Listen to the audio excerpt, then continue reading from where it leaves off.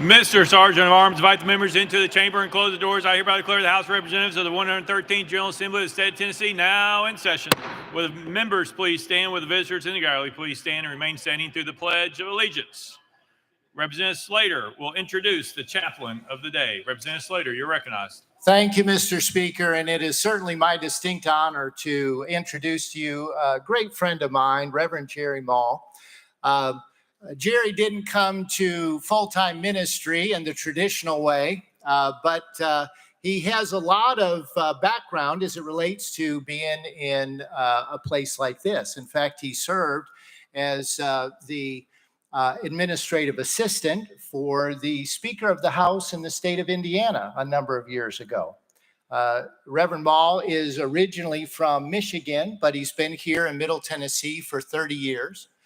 He served as a chamber president and also a franchise owner of an auto dealership.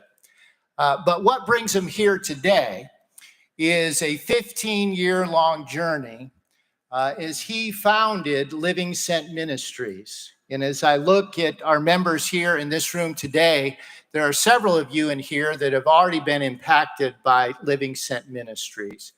Living Sent Ministries was founded by Jerry to encourage and equip business and professional leaders to live out their faith in Christ wherever God has placed them. And I'll never forget the day that he came to my office, sat down, and shared with me his heart, not only for the ministry, but some of the things that he was going through personally at the time. He battled cancer, but God delivered him from that. He faced a hostile takeover of his business, and God delivered him through that. And through that, he's been impactful, not just in Middle Tennessee, but around the state of Tennessee when it comes to encouraging folks to connect Sunday to Monday. He's a dear friend, a confidant. His lovely wife, Ramona, is here with us today. They have two daughters, Lily and Katie, and it's certainly an honor for him to lead us in prayer today. Thank you, Representative Slater. It is a distinct privilege and honor to be here with you today. It's been an answered prayer for me for a long time. I appreciate the work that you do. And I want you to know that I've been praying for each one of you and will continue to do so throughout this session. And your work matters to God. If there was any one thing I would want to say to you before we pray, is to reinforce this truth. Your work matters to God, and what you do here matters to God. Let's pray. Lord, thank you for the servant leaders that are in this room today. And thank you that we live in a state that honors you.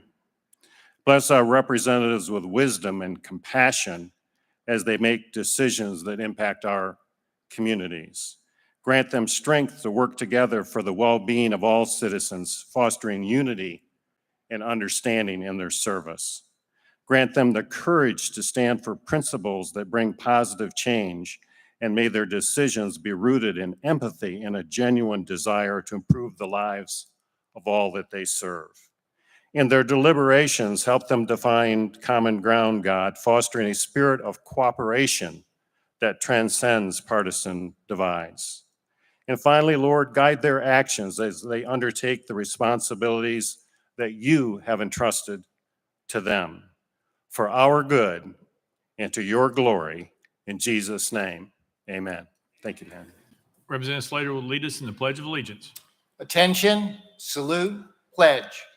I pledge allegiance to the flag of the United States of America and to the republic for which it stands, one nation, under God, indivisible, with liberty and justice for all.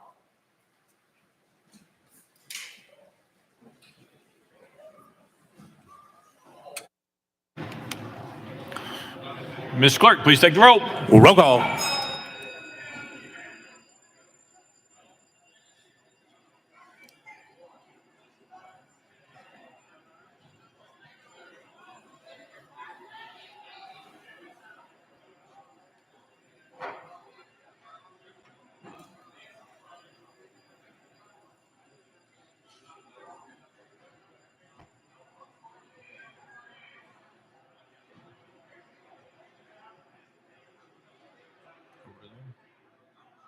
Mr. Clerk, please take the roll. Mr. Speaker, 97 members present. Let the journal reflect Representative Powell is excused. Next order, Mr. Clerk. Welcoming and honoring. Welcome and honoring Representative Haynes. You're recognized. Thank you, Mr. Speaker. I would like to recognize my husband, Marty Haynes, who is in the gallery. Stand up so we can greet you, please.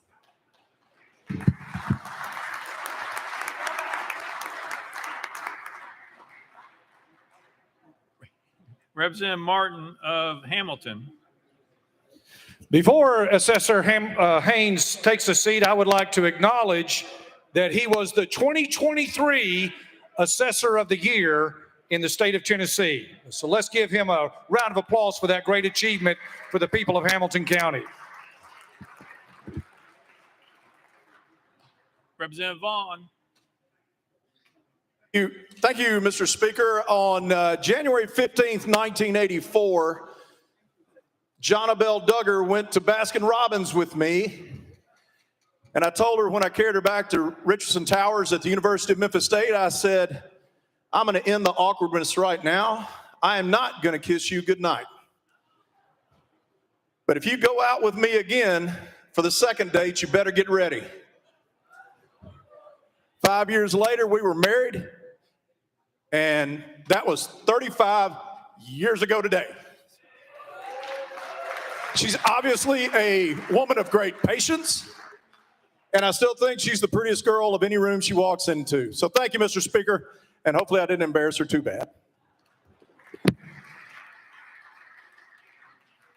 Representative Kiesling. Thank you, Mr. Speaker. Members, it was just a brief 48 hours ago, the Pickett County Bobcats from Byrdstown won the Class Single A State Basketball Championship in Murfreesboro. Would you please give them a big old round of applause? Thank you, Mr. Speaker. Representative Ritchie.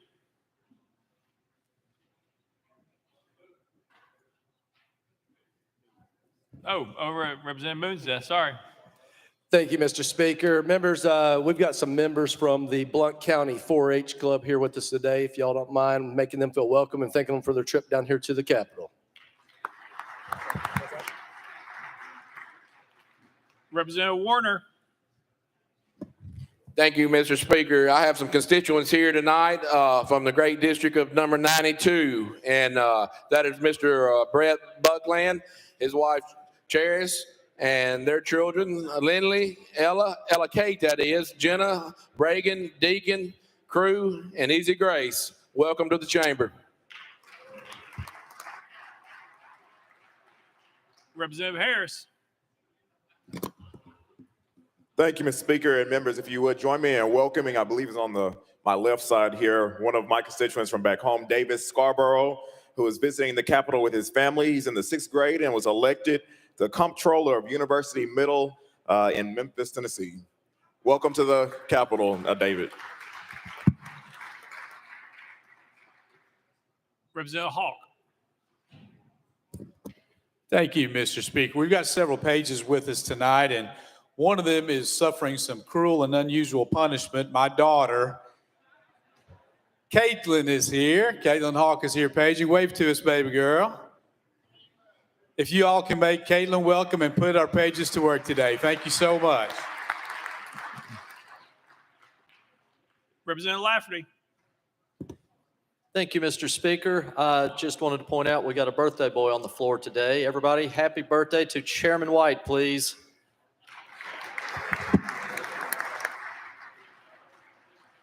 Representative Hell. Thank you, Mr. Speaker. I would like to take this opportunity to welcome to the House tonight Smith County and Cannon County 4-H. Thank you.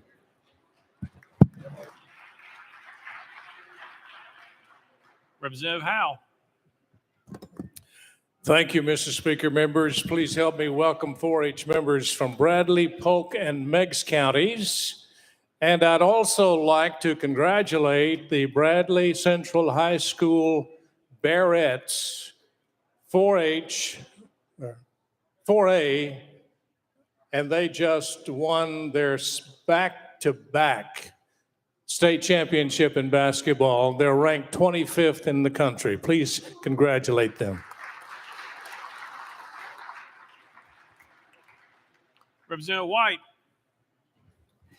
Thank you, Speaker. And I'd also like to recognize someone else has a birthday from Perry County, the chair of our K through 12 committee, Representative Chairman Haston. Birthday yesterday.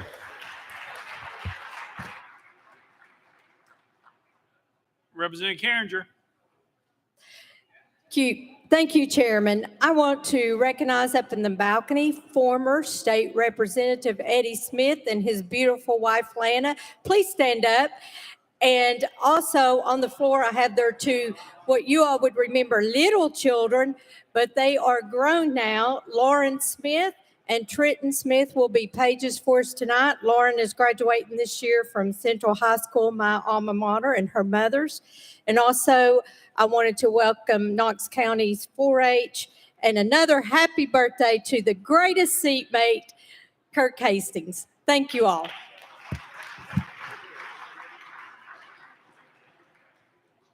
Chairman Faison. Thank you, Mr. Speaker.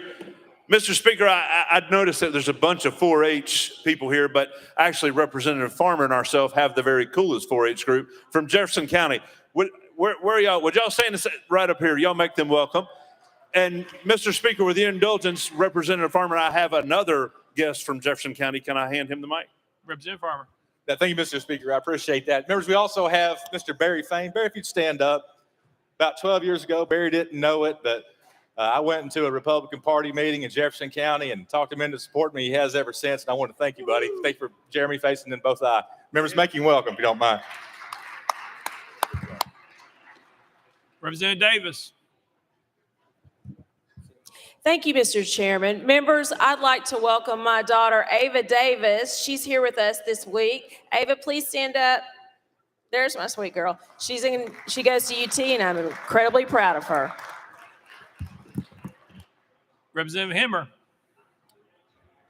Thank you, Mr. Speaker. Want to welcome 3 pages I have here today from Ensworth High School. We got Sutton Korn, who is a 9th grader, and we've got Steele and Henry Bivens, who are 7th and 5th graders, and they are the grandson of former member Steve Bivens. Please give them a welcome and use that yellow button today.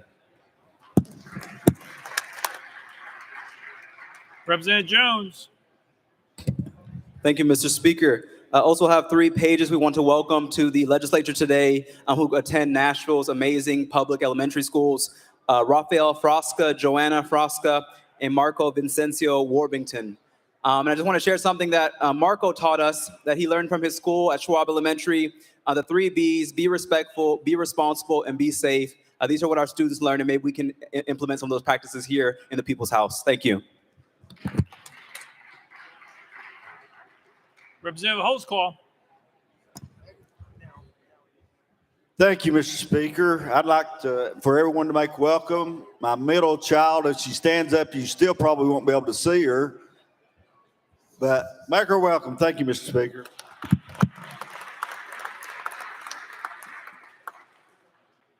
Representative Burkhart at Deputy Speaker Johnson and not Montgomery's desk. Thank you, Mr. Speaker. Representative Johnson, Speaker Johnson, Representative Glenn, and myself would like to welcome the 4-H members from Montgomery County who are with us tonight. We appreciate them being here.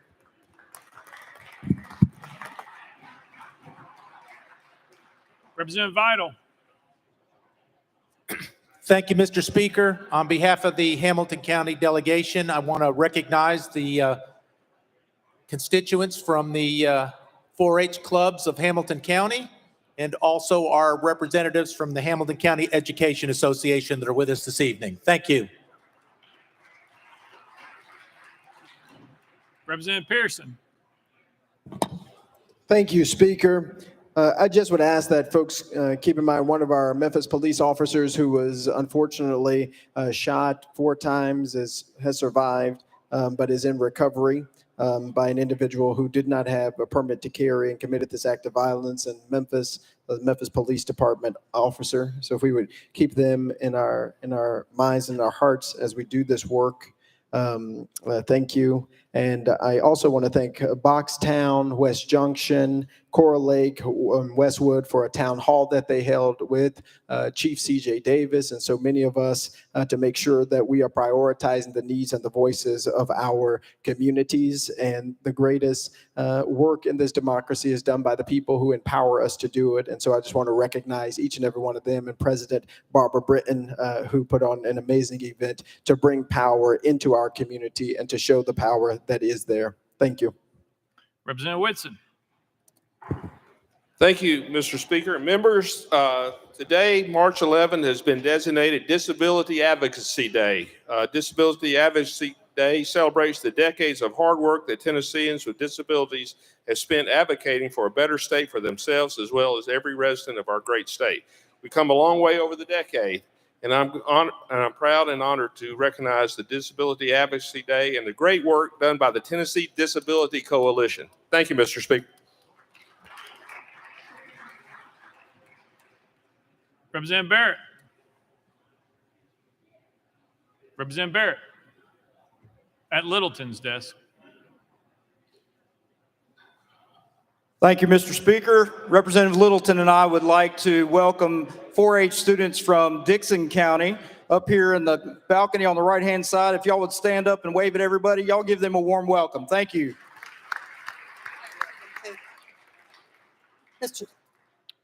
Representative Littleton. Thank you, Mr. Speaker. I also have Cheatham County 4-Hers here somewhere today, so I would want y'all to give them a big welcome. It's good to see this sea of green. Representative Lynn. Thank you very much, Mr. Speaker. Representative Boyd, Representative Hale, and I would like to welcome our 4-Hers. We have UT Extension agents Grace Harville and Morgan Beatty, and students John Hancock and Lincoln Davis. With names like that, our democracy will be in good hands. Thank you, Mr. Speaker. I move passage of Senate Bill 1864 on third and final consideration. Representative Caffley moves passage of Senate Bill 1864 on third and final consideration. Properly seconded. Mr. Clerk, call it First Amendment. Mr. Speaker, no amendments filed. Representative Caffley, you're recognized. Thank you, Mr. Speaker. House Bill 1977 authorizes any law enforcement officer certified by the Peace Officer Standards and Training Commission, rather than only full-time salaried police officers, to detain a motor vehicle being operated on public roads, streets, or highways when the officer has reasonable belief that the vehicle is in violation of tinted window laws. And with that, Mr. Speaker, I renew my motion. Representative Caffley renews this motion. Any discussion on the bill? Representative Pearson. Thank you, Speaker. And sponsor, I'm really troubled by this bill, particularly as we've been having discussions about pretextual traffic stops, incidences of people being engaged with law enforcement when they aren't breaking or committing any crime, particularly when we are in need of dealing with such serious issues that we're now going to increase the amount of people who would be able to pull someone over for the tint in their windows deeply concerns me. And so can you explain how many more law enforcement officers this would impact? Who would be able to pull people over because they're concerned about the tint in the window, and if they're getting additional training related specifically to this? Representative Kaplan. Thank you, Mr. Speaker. So members, essentially what you have now is you have full-time salary police officers and you have hourly police officers.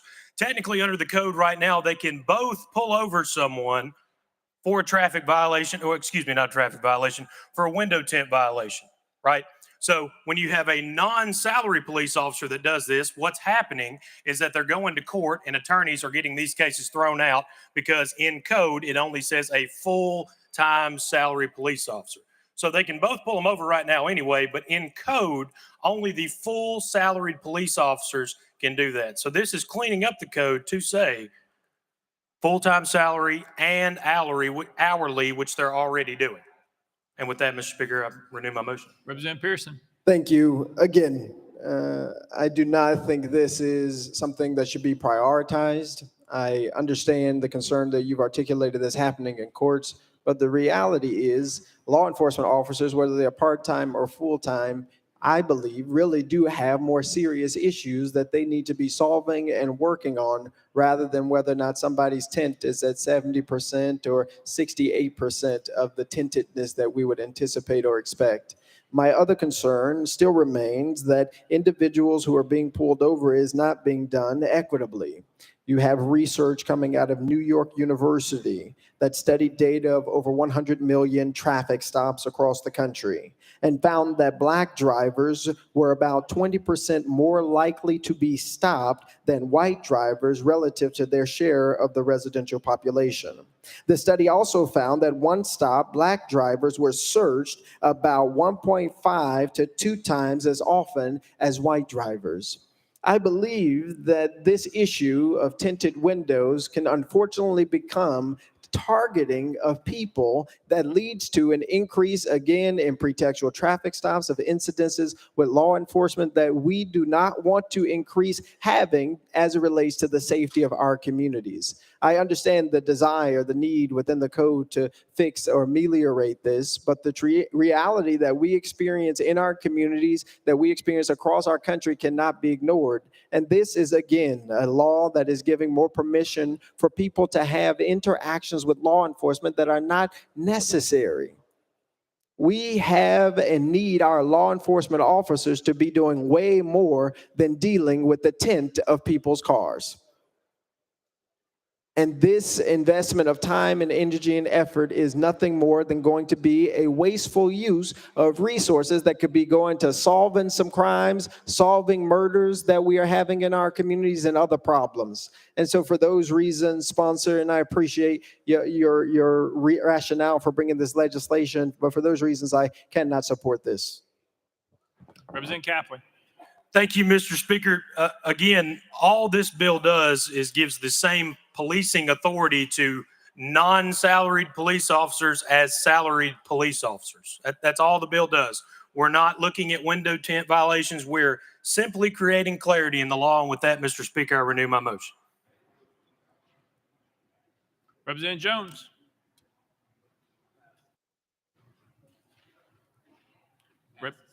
Representative Halsey.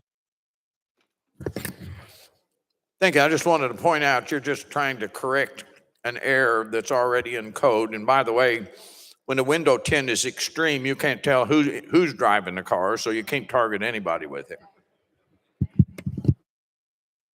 Any further discussion? Representative Park. Thank you, Mr. Speaker and Mr. Sponsor. Myself and the quad over here. This is the quad. We just want to make sure that we're clear on it, on your bill. I was the chosen one to ask the question. So what you're doing is really making a technical change in the law that says some police departments pay their officers hourly. Am I correct? Some of them pay their officers salary, right? But they're still post-certified, they're still doing police work. And so, but in the law, there was a difference being made between an hourly paid police officer versus that of a salaried police officer, correct?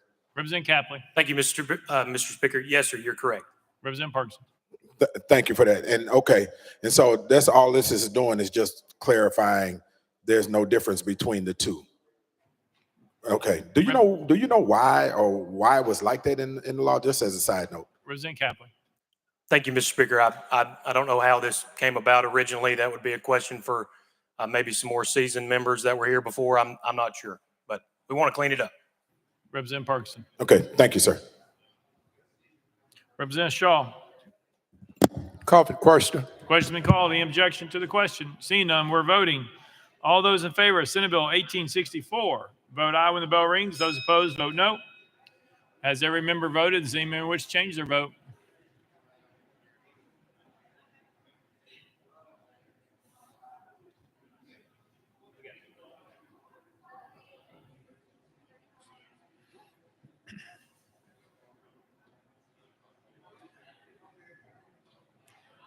Mr. Clerk, please take the vote. Ayes 88, 6 nays, 2 present, unvoted. Senate Bill 1864 having received constitutional majority, I hereby declare passed without objection. Most read, serious table. Call next bill, Mr. Clerk. House Bill 2209 by Representative Capley relative to constables. Representative Capley, you're recognized. Thank you, Mr. Speaker. I move passage of House Bill 2209 on third and final consideration. Representative Capley moves passage. Following second. Mr. Clerk, any amendments been filed? Mr. Speaker, no amendments filed. Representative Capley, you're recognized. Thank you, Mr. Speaker. Members, House Bill 2209 requires if a constable elected under this part is indicted or formally charged with a misdemeanor involving gambling or moral turpitude or a felony, the court with jurisdiction over the criminal offense to place the said constable on administrative leave by issuing an ex parte order pending a preliminary hearing. It also requires the court to conduct a preliminary hearing to determine whether probable cause exists to establish that the constable committed such offense. It also requires, if the court finds probable cause exists, the court to enter an order placing the constable on an administrative leave until the conclusion of the criminal prosecution. It also requires, if the court does not find that probable cause exists, the court to enter an order terminating the administrative leave of the constable. And with that, Mr. Speaker, I renew my motion. Representative Capley renews his motion. Any discussion on the bill? Seeing none. Any objection to the question? Seeing none. All those in favor of House Bill 2209 vote aye when the bell rings. Those opposed vote no. As every member voted, does any member wish to change their vote?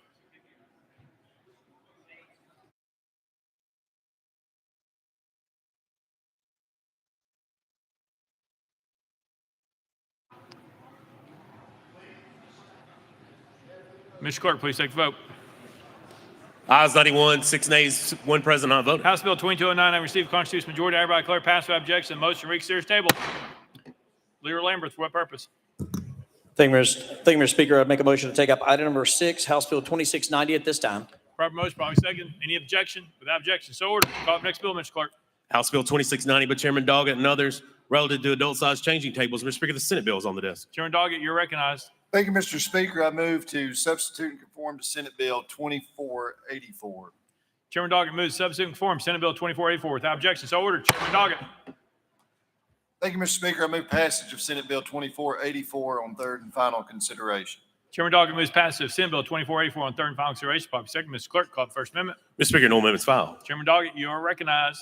Thank you, Mr. Speaker. What we are doing is statutorily authorizing the Department of Intellectual and Developmental Disabilities to issue grants subject to appropriations to support the installation of powered height-adjustable adult-sized changing tables in restrooms of privately owned or municipally owned buildings that are open to public access across this state.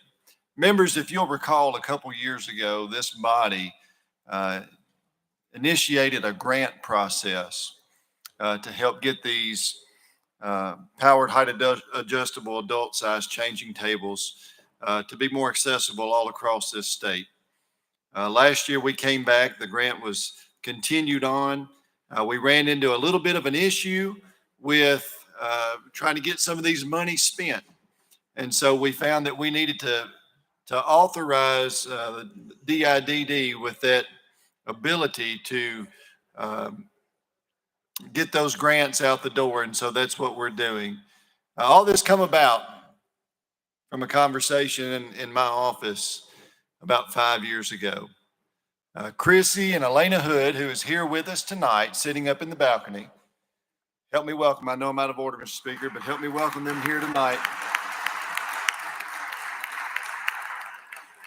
Along with Lauren Pierce, he came to my office and helped craft this idea to help get this into a statewide initiative.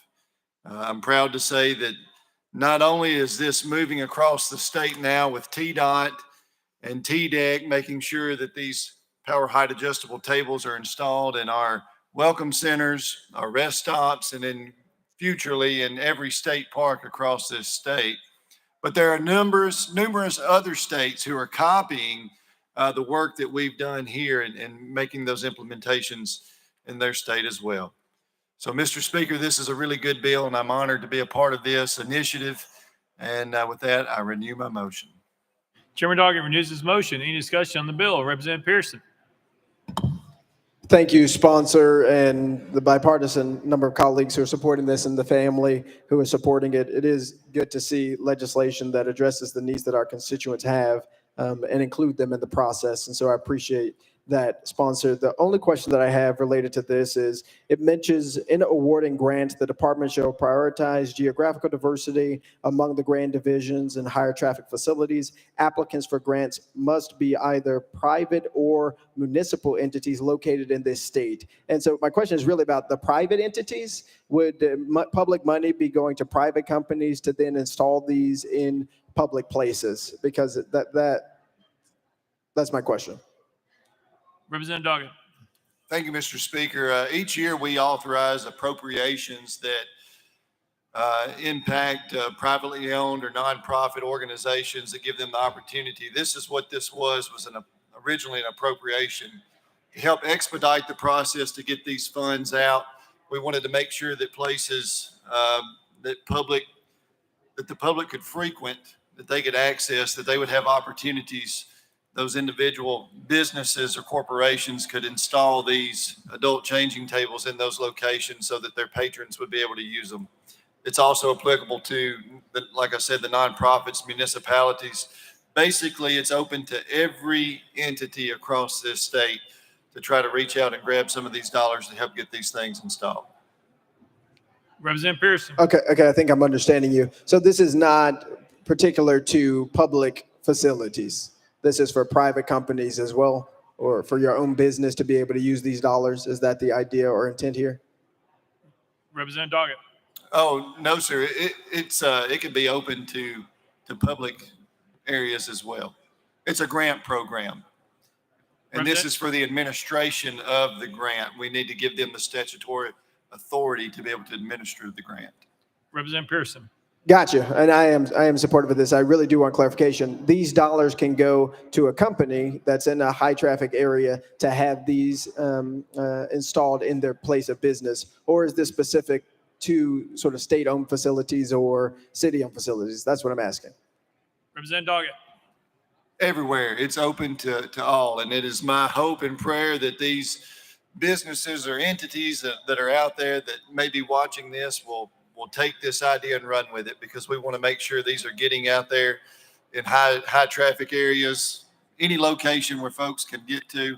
We want to make sure they have access. We're restoring dignity with this bill, and that's our hope that these places will take part. Representative Pearson. Thank you so much, sponsor, for answering the question. Thank you, Speaker. Any further discussion? Seeing none, any objection to the question? Seeing none. All those in favor of Senate Bill 2484, vote aye when the bell rings. Those opposed, vote no. Has every member voted? Does any member wish to change their vote?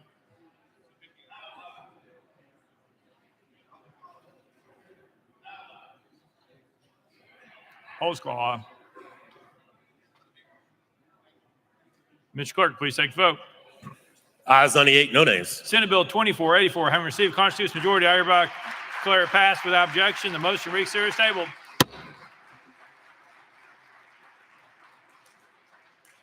Call next bill, Mr. Clerk. Mr. Speaker, that brings the body back to item 5. Item 5, House Bill 2251 by Chairman Sapiki and others relative to cardiovascular health. Chairman Sapiki, you're recognized. Thank you, Mr. Speaker. I move passage of House Bill 2251 on third and final consideration. Chairman Sapiki moves passage. Following second, Mr. Clerk, call First Amendment. House Education Administration Committee Amendment number 1. Chairman White, you are recognized. Thank you, Mr. Speaker. I move to adopt and defer to the sponsor for further explanation. Chairman White moves adoption of Committee Amendment number 1. Promptly seconded. Any discussion on the amendment? Seeing none. All those in favor of Committee Amendment number 1 say aye, aye. All those opposed say no. The ayes have it. You adopted. Next amendment, Mr. Clerk. Mr. Speaker, no further amendments. Chairman Sapiki, you're recognized. Thank you, Mr. Speaker. House Bill 2251 creates the Smart Heart Act, requires the governing authority of each public and non-public school that serves any of the grades 9 through 12, number 1, to maintain an automated external defibrillator that is accessible during the school day and during all school youth athletic activities in which students in any of the grades 9 through 12 are participating. And beginning in September 1st of 2024, establish, review, and annually rehearse an athletics emergency action plan for responding to serious or life-threatening injuries sustained by students participating in school youth athletic activities. Members, the nation collectively held its breath and prayed as Damar Hamlin, an NFL player with the Buffalo Bills, suffered a cardiac arrest on the field last year. What we saw play out in real time was the life-saving impact of an AED in the hands of a team with a plan in place. The members of the Education Administration Committee had the opportunity to hear from a Sumner County student whose school had proactively developed a plan and received training in line with this bill. This student is alive and well because the personnel responded without hesitation when we had a sudden cardiac arrest while in class. On Wednesday of last week, as that student was testifying in front of the Senate Education Committee with Titans player Delaney Walker by his side, we have since found out that another student from his county was receiving life-saving care for a sudden cardiac arrest.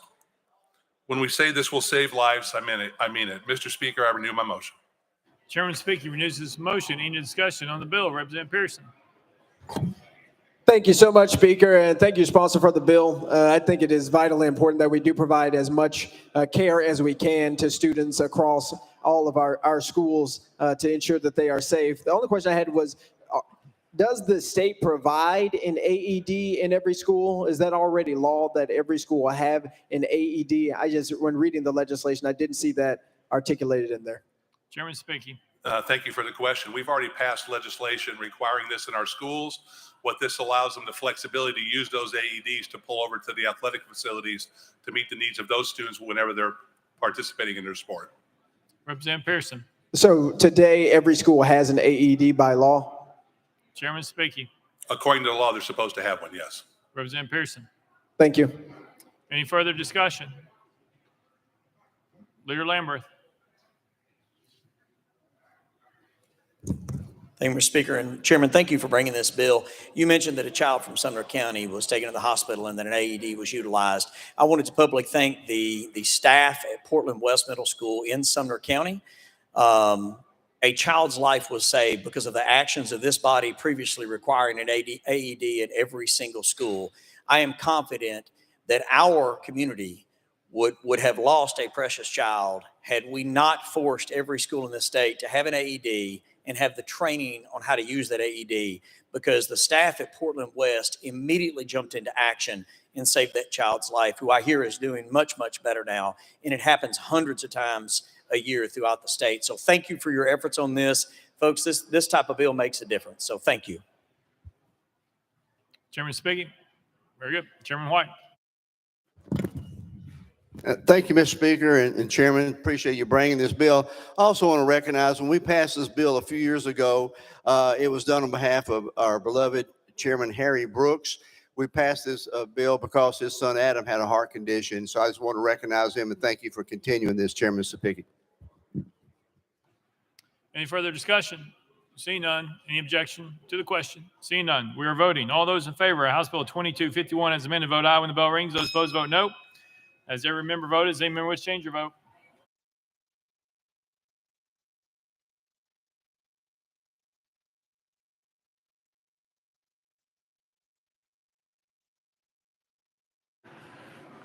Mr. Clerk, please take the vote. Ayes 98, no nays. House Bill 2251 and received constitutional majority. I hereby declare passed without objection. The motion reads here is tabled. Call up next bill, Mr. Clerk. Mr. Speaker, the House has disposed of item 6. The House is ready to consider item 7, House Bill 1877 by Representative Freeman and others relative to insurance. Representative Freeman, you're recognized. Thank you, Mr. Speaker. I move passage of House Bill 1877 on third and final consideration. Representative Freeman moves passage. Probably second. Mr. Clerk, call up First Amendment. House Insurance Committee Amendment number 1. Chairman Kumar, you are recognized. Thank you, Mr. Speaker.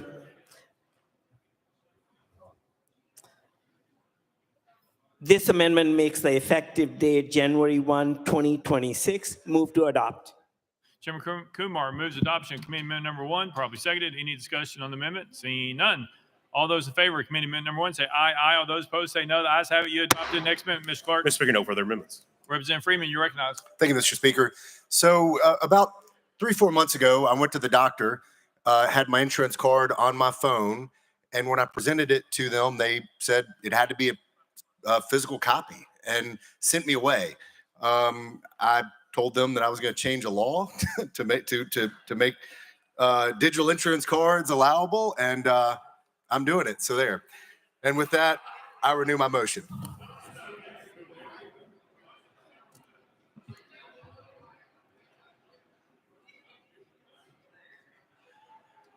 Representative Freeman renews this unique motion. Any discussion on the bill? Chairman Sapicki, you're recognized. Thank you, Mr. Speaker. I want to say thank you for bringing this. This came through committee and insurance. It's a great common sense bill, and I'm glad you did it. Thank you very much. Representative Parkinson. Thank you, Mr. Speaker. Mr. Speaker, I just wanted to ask the sponsor, given the fact that he knew he was going to have a bill to present today, is that the reason why his hair looks the way it looks? Representative Freeman. Do my motion. Any further discussion? Representative Raper. Speaker, I move the previous question. Previous question has been called. The objection, seeing none, we're voting. All those in favor of House Bill 1877 as amended, vote aye when the bell rings. Those opposed, vote no. Has every member voted? Does any member wish to change their vote?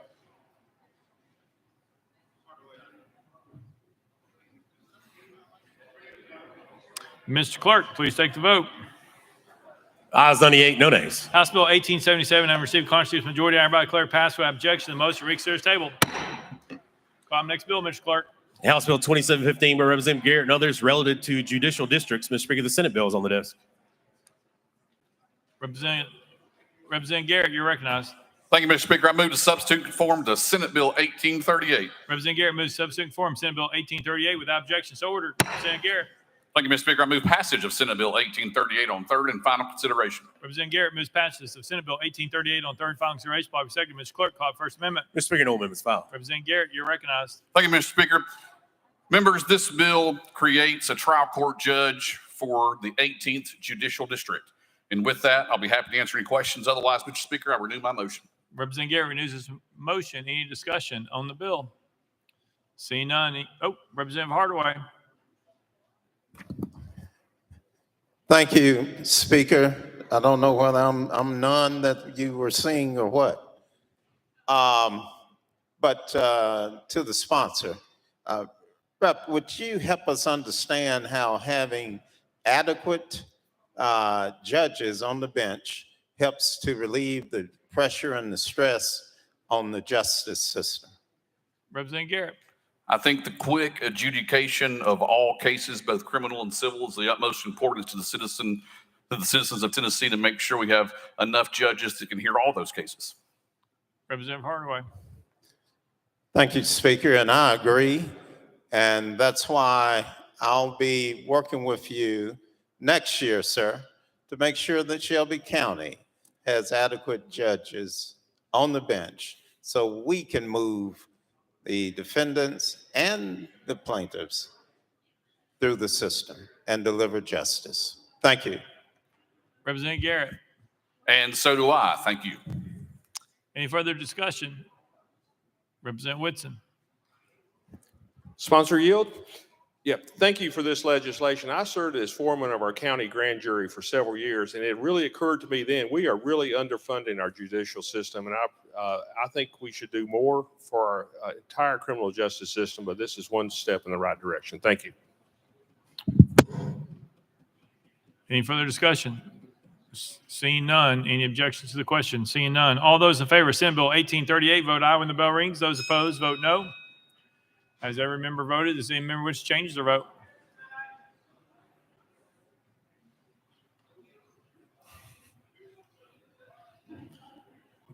Mr. Clerk, please take the vote. Ayes 95, no nays. Senate Bill 1838 having received constitutional majority, I hereby declare passed without objection. Motion reconsider is tabled. Call the next bill, Mr. Clerk. House Bill 594 by Representative Garrett and others relative to alcohol. Mr. Speaker, the Senate bill is on the desk. Representative Garrett, you're recognized. Thank you, Mr. Speaker. I move to substitute and conform to Senate Bill 1327. Representative Garrett moves to substitute form Senate Bill 1327, probably second without objection. So ordered. Representative Garrett, you're recognized. Thank you, Mr. Speaker. I move passage of Senate Bill 1327 on third and final consideration. Representative Garrett moves passage of Senate Bill 1327 on third and final consideration. Probably second. Mr. Clerk, call First Amendment. House State Government Committee Amendment number 1. Chairman Keesling, you're recognized. Thank you, Mr. Speaker. Amendment 1, we're going to move to withdraw. Without objection, amendment number 1 withdrawn. Next amendment, Mr. Clerk. House Finance Ways and Means Committee Amendment number 1 filed as House Amendment 2, same as Senate Amendment 1. Chair Hazelwood, you are recognized. Thank you, Mr. Speaker. Same as Senate Amendment. Move to withdraw. Without objection, amendment number 2 withdrawn. Next amendment, Mr. Clerk. House Local Government Committee Amendment number 1 filed as House Amendment 3. Chairman Crawford, you are recognized. Thank you, Mr. Speaker. This amendment rewrites the bill. I move to adopt and defer to the sponsor for explanation. Chairman Crawford moves adoption of committee amendment number 3. Probably second. Any discussion on the amendment? Seeing none. All those in favor of committee amendment number 3 say aye. Aye. All those opposed say no. The ayes have it. You adopted. Next amendment, Mr. Clerk. Mr. Speaker, no further amendments. Representative Garrett, you're recognized. Thank you, Mr. Speaker. Members, what this piece of legislation does, House Bill 594 is amended, is that in our localities with the health department or a beer board, if there is some sort of an investigation by the health department must maintain their lane and investigate those violations for the health department. They can't also investigate something that would be under the purview of the beer board. So, and vice versa. If the beer board's out there doing some sort of investigation and leads to some sort of health violation, they've got to contact the health department so the health department can make that particular investigation instead of having interdepartments do the other department's job. So with that, I'll be happy to take any questions. Otherwise, Mr. Speaker, I renew my motion. Representative Garrett renews his motion. Representative Freeman. Thank you, Mr. Speaker. And I understand the description, but what are we trying to solve for here? Representative Garrett. During the COVID-19, when we were locked down, some of the health departments would come out, and if they would see some sort of beer violation, they would have the purview investigating and cite for that beer violation and potentially shut down the particular establishment under the health code. That should have been the investigation by the beer board. And that's what this piece of legislation makes those departments do. Instead of one investigating outside of their lane, health department shouldn't be investigating a beer board violation. They need to contact the beer board, and the beer board can come out and do that investigation and cite the establishment if such violation occurred. Representative Freeman. So just to understand, so the health department shows up, they see a bunch of underage kids being served beer at a bar. They can't do anything. They've got to just walk away. Representative Garrett. No, they absolutely can do something. They need to contact the beer board, get the beer board authorities where they have the authority to cite, either shut down or wherever the case may be from the beer board side, not the health department. Representative Freeman. And one more clarifying question. So does this forever preclude the two from being able to cite outside of the health code or outside of the beer board? What if the municipality decided to change the responsibilities of those individual departments? Representative Garrett. Any department, when they make any laws, would have to be consistent with state law. So if the health department makes it where their authority is more broad, then they would be infringing upon the beer board's authority under this particular piece of legislation. So that's why it's got to keep what's a beer board violation in the purview of the beer board and what's a health code violation in the purview of the health board. Representative Freeman. Thanks. Representative Pearson. Thank you, Speaker and Sponsor, and thank you for those questions of Representative Freeman. Sponsor, the violations that the health department found in these places that they went, were those violations one way or another substantiated? Representative Garrett.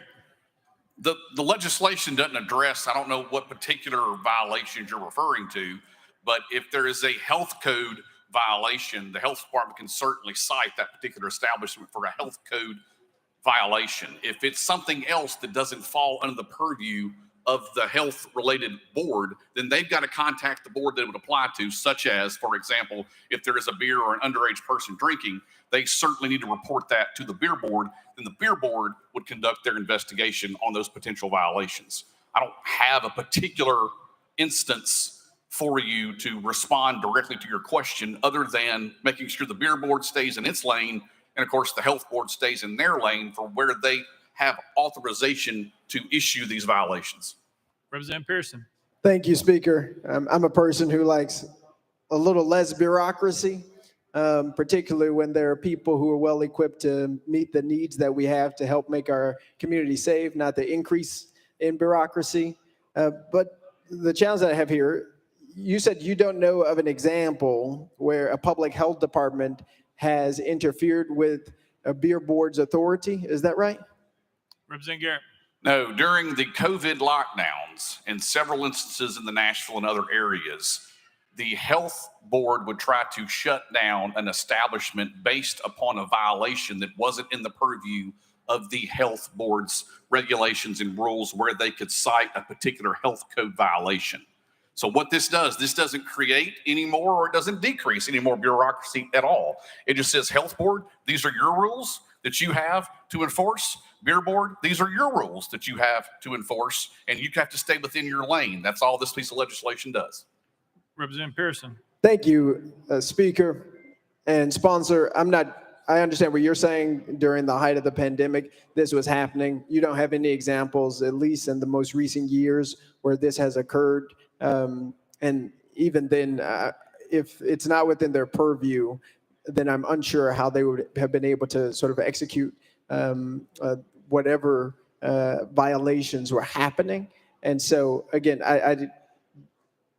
forgive me, I don't understand the problem that you're seeking to solve here. And again, by doing this delineation that we don't know if it will or will not actually address a real problem, seems to be creating a problem in order to then come up with this solution. And so that's where I'm struggling with this legislation. But I appreciate your willingness to answer the question, sponsor, and thank you, Speaker. Representative Dixie. Thank you, Mr. Speaker. To the sponsor, I noticed that it is amended. The decrease in local revenue only affects Metro Nashville. Why is that? Representative Garrett. I don't have an answer as to why they included in the fiscal note why it only included Metro. This has got a statewide application to the bill. That's something that you could probably ask fiscal if you need to. Representative Dixie. Well, I would assume that since you're the sponsor, you would know the answer to that. But thank you, Mr. Speaker. Representative Clemens. Thank you, Mr. Speaker. My concern was, does the Health Department and the Beer Board have any overlapping jurisdiction when it comes to establishments that sell alcohols, including beer? Representative Garrett. It's my understanding that if there's any overlap, then any investigation that the health department is investigating relating to alcohol, as long as they're authorized to do that, wouldn't affect this particular piece of legislation. But if they're not, if there are authorized to do one thing under the health department and the beer board is authorized to do one thing, they can't act as one when the violation rests with that particular board. Representative Clemens. Is there a specific instance that occurred during the pandemic that brought this issue to the forefront?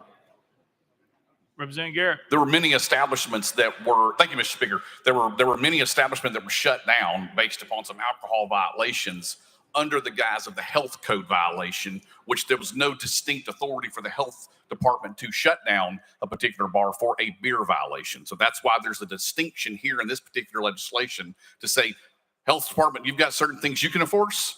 Beer board, you've got certain things that you can enforce. Let's make sure we stay within our authority that the board has under state law. Representative Clemens. Thank you, Mr. Speaker. So I guess I'm just trying to think through this, as are my colleagues.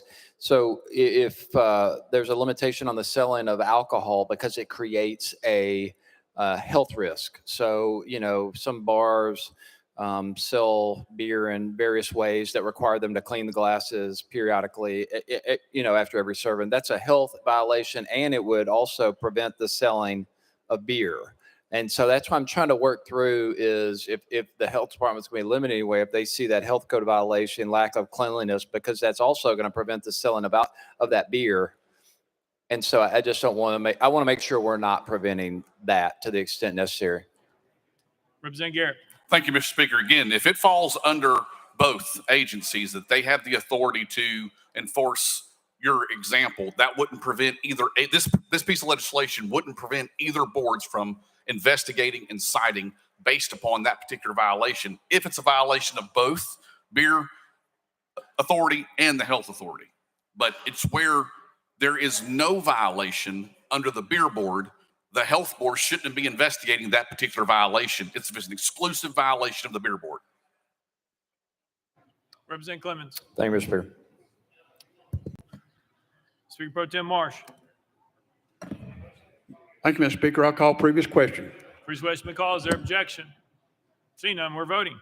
All those in favor of Senate Bill 1327 as amended, vote aye when the bell rings. Those opposed, vote no.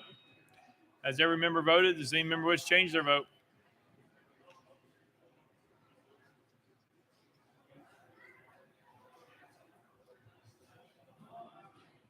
Mr. Clerk, please take the vote.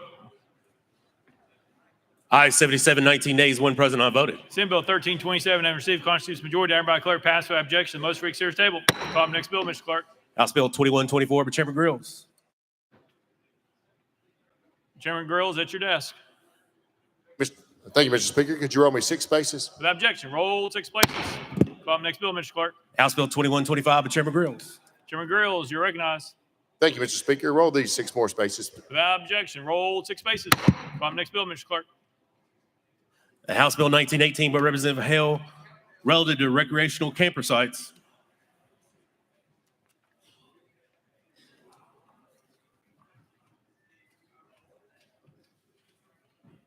Representative Hale, you're recognized.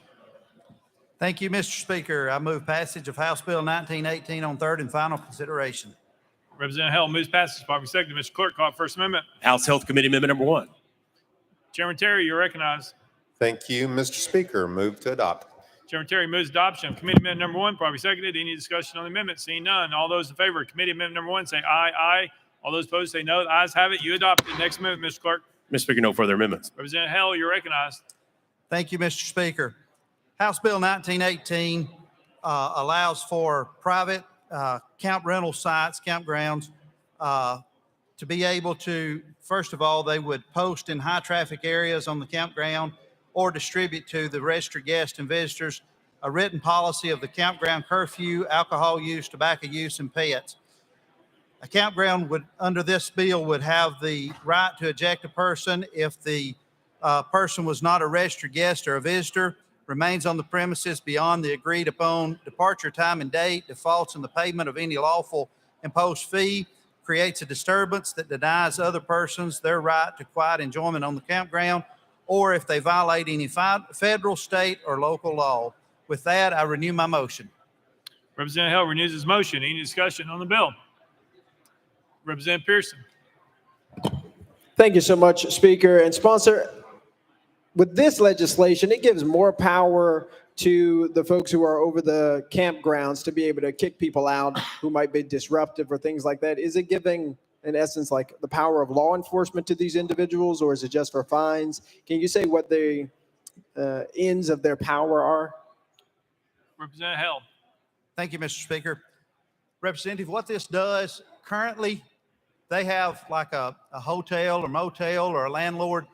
They don't have that right currently to, if there's a disturbance, if they violate any law, there's nothing on the books that gives them the right to be able to remove these people. So this is just putting something in statute for campgrounds specifically to be able to do that. Representative Pearson. Thank you, Speaker. Thank you, Sponsor. Any further discussion? Seeing none. Any objection to the question? Seeing none. All those in favor of House Bill 1918 as amended, vote aye when the bell rings. Those opposed, vote no. Has every member voted? Does any member wish to change their vote?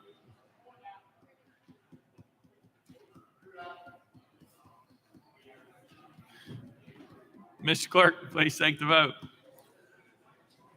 Ayes 97, 1 nay. House Bill 1918 having received constitutional majority, everybody declare passed without objection. The motion for reconsideration table.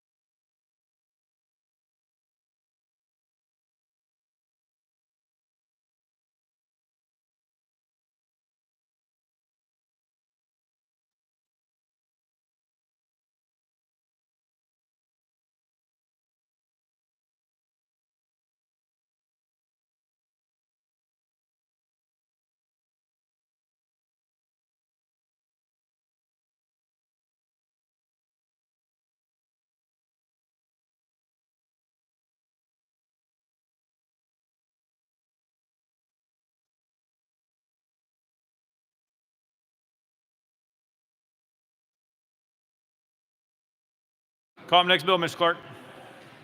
House Bill 2279 by Chairman Hawk, relative to juvenile sexual offenders. Chairman Hawk, you're recognized. Thank you, Mr. Speaker. I move passage of House Bill 2279 on third and final consideration. Chairman Hawk moves passage. Properly seconded. Mr. Clerk, call First Amendment. House Criminal Justice Committee Amendment number 1. Chairman Holsey, you're recognized. Thank you, Mr. Speaker. Move to adopt and defer to the sponsor for further explanation. Chairman Holsey moves adoption of committee amendment number 1. Properly seconded. Any discussion on the amendments? Seeing none. All those in favor of committee amendment number 1 say aye. Aye. All those opposed say no. The ayes have it. You adopt it. Next amendment, Mr. Clerk. Mr. Speaker, no further amendments. Chairman Hawk, you're recognized. Thank you, Mr. Speaker. In the situation that created this legislation, a 16-year-old was charged with a violent sexual offense that would have been eligible for the sexual offender registry due to the victim being over 4 years younger than the perpetrator.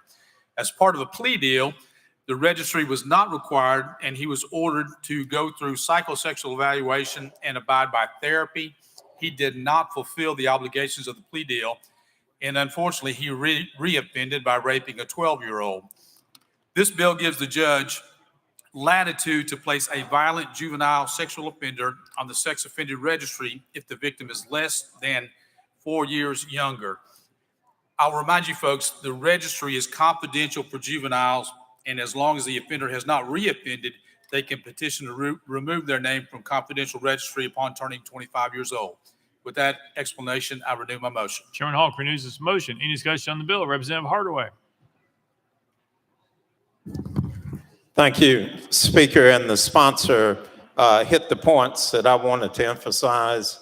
Number one, that there is a pathway for the individual to petition the court to be removed.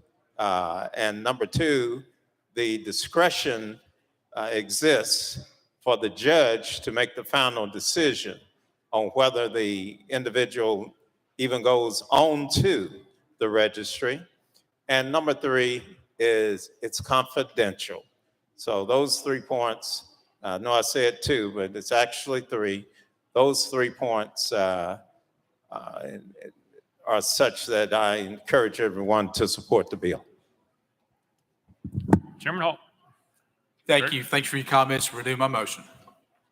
Any further discussion? Seeing none, any objection to the question? Seeing none, we're voting. All those in favor of House Bill 2279 as amended, vote aye when the bell rings. Those opposed, vote no. As every member voted, does any member wish to change their vote?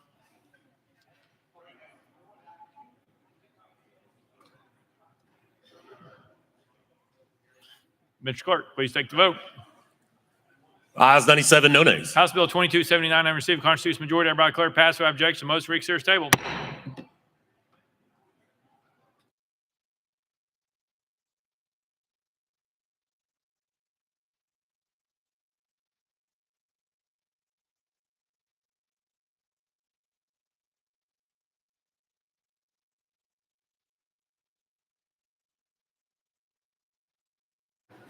Lear Lambert, you're recognized. Thank you, Mr. Speaker. At this time, I know we have a joint convention at 5:30, and I would encourage everybody to just kind of hang around in the chamber or be back by 5:30. But because of that, I'll make a motion to move the remaining items on today's calendar to the next available space, next available calendar. Without objection, so ordered. Next order, Mr. Clerk. Unfinished business. Unfinished business.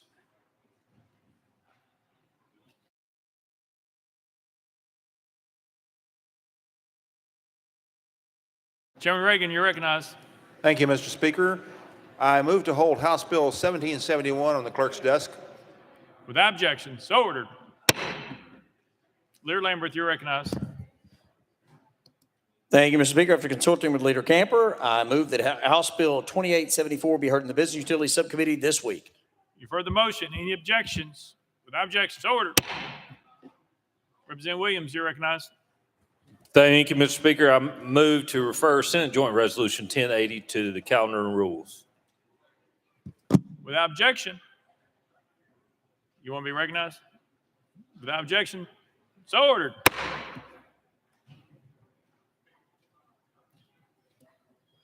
You want announcements or unfinished business? Representative McKenzie. Thank you, Mr. Speaker. I move to refer House Bill 1183 to the Education Committee. There was clearly an improper ruling by the chair of the vote for previous question in the committee, which did not meet the 2/3 requirement. Debate was prematurely ended on the single largest proposed expenditure in this year's budget, and if passed would destroy public education in our state for a generation. And directly threaten the future of economic prosperity for the state. That is my motion. There's objection. We're on the board. All those in favor of referring House Bill 1183 back to the Education and Instruction Committee, vote aye when the, is that right? Oh, I'm sorry, Education and Administration. Other committee might have had fun. But anyway, Education and Administration Committee, vote aye when the bell rings. Those opposed, vote no.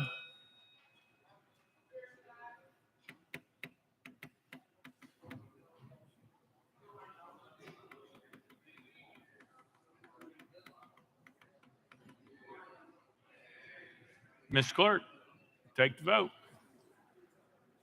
Ayes 26, 69 nays, one present not voted. Motion fails. Mr. Clerk, next order, please. Announcements. Announcements. Representative Pearson. Thank you so much. This Wednesday, Mothers Over Murder are going to be at the Capitol, knocking on doors, meeting with legislators. A lot of these mothers have lost their children due to gun violence. And so if you would, welcome them and meet with them, hear their stories as we continue to push ourselves to do something about this gun violence epidemic, and realizing that a lot of these mothers, a lot of these Black mothers have been on the forefront of this fight for a long time. So please, they'll be in 5C and they'll be knocking on a lot of our doors. Go and meet with them. And thank you to Ms. Muhammad, who continues this work. Chair Hazelwood.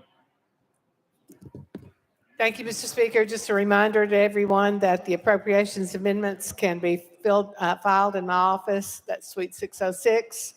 They have to be there by Monday, March 18th by 5 o'clock. And it's highly recommended that all the requests of legal services are made by the close of business. If you need legal services to help you write up your appropriations requests, then please do that by Friday, March 15th, so that they will have sufficient time to draw up your amendment. Thank you. Representative Dixie. Thank you, Mr. Speaker. Last Thursday, I had a group of high school students to come visit us in the chambers, and they enjoyed themselves. But that evening, I received a text from them, and it was a little worrisome. They said when we came in there, it was very loud. People were talking over each other, and there wasn't very much respect shown for each other. And if high school, and it was from 5th grade all the way to 12th graders. And they sent me this text message, and I really had no plausible answer for them. So I just want to say that you never know who's watching this and what it means to them and what they're teaching and what they're learning. They came here to learn about how state government works and to see their elected officials in action. So let's be mindful of how we treat each other, how we talk to each other, how we move on the floor, and let's just be a little bit more respectful to each other as we move forward. So hopefully you're listening, we hear this, and we can change our behavior moving forward, because our future leaders are watching us. We want to make sure they have a good example of what to behave like in the decorum when they're in these seats. So thank you, Mr. Speaker. Representative Hardaway. Thank you, Speaker. Members, tomorrow is Black Folks Day on the Hill. As you're aware, it's an annual event. I encourage you to make sure that you meet with the representatives of the various organizations. The primary sponsor for this one this year again is Sister Reach. So I encourage you to make sure that you have a conversation with the Black folks who are coming up here for their day on the Hill, because those issues are relevant whether you Black folks or not.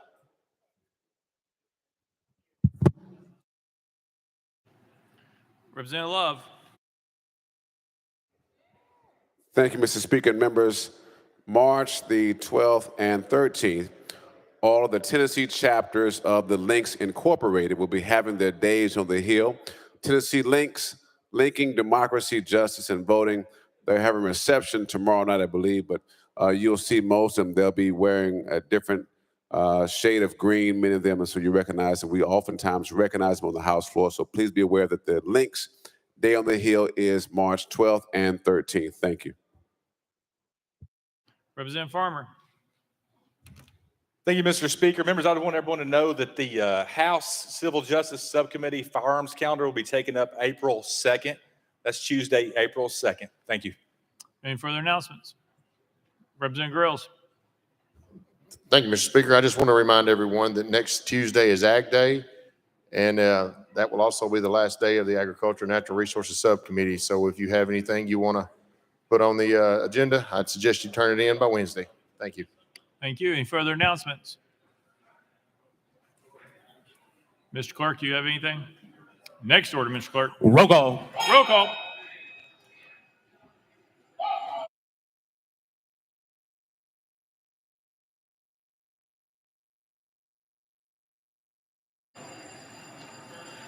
Mr. Clerk, please take the roll. Mr. Speaker, 96 members present. Next order, Mr. Clerk. That completes the regular order, Mr. Speaker. Leader Cochran. Leader Cochran, you're recognized. Yep. On it. I'm sorry. Thank you, Mr. Speaker. I move that the House stand in recess until 9 a.m. on Thursday, March 14th, 2024. Without objection, the House stands recessed till 9 a.m. on Thursday, March 14th, 2024.